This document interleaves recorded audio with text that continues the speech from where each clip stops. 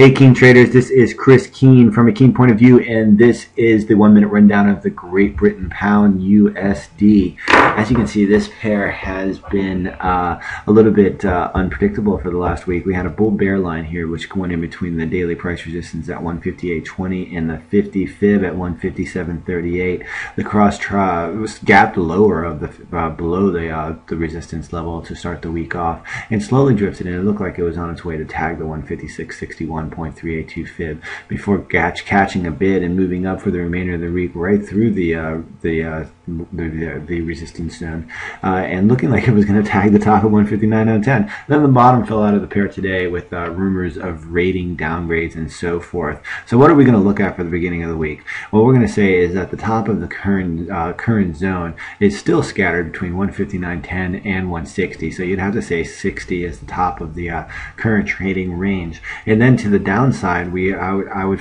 venture to say that the first level of resistance I can see right now is obviously the 0.1382 fib at 156.61, and that would be the target for the pair at this juncture. But if we jump down to a one-day chart, let's try to get a little more clarity on where we could be going at these moments.